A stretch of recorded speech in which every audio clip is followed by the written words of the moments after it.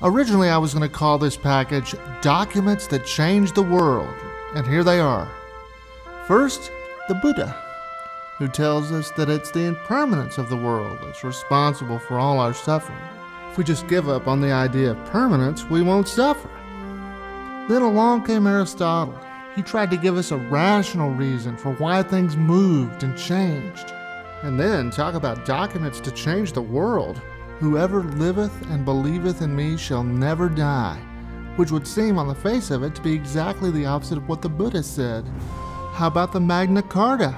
It passed down to us the writ of habeas corpus, which still protects us against unlawful imprisonment even today.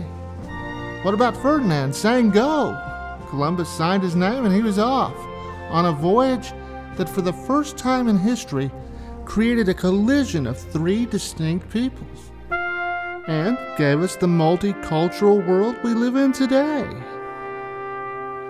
Isaac Newton, who said Aristotle had it wrong. Rocks don't fall to the ground to be with other rocks. There was this thing called gravity, and that changed everything.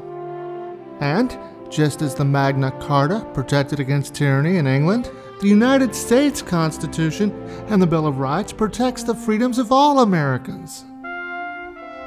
The Emancipation Proclamation, which turned the tide of the slavery that Columbus's journey inadvertently fostered. How about the documents of Susan B. Anthony as she labored for women's rights?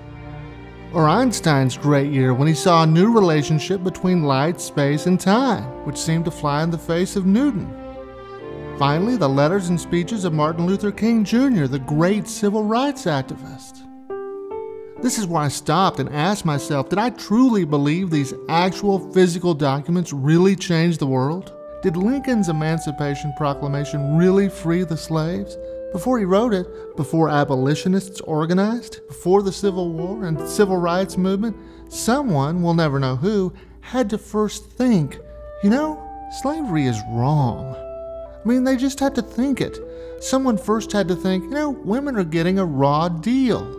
A simple thought, like you or me or anybody could have, is what it takes to start a great movement or make a great discovery.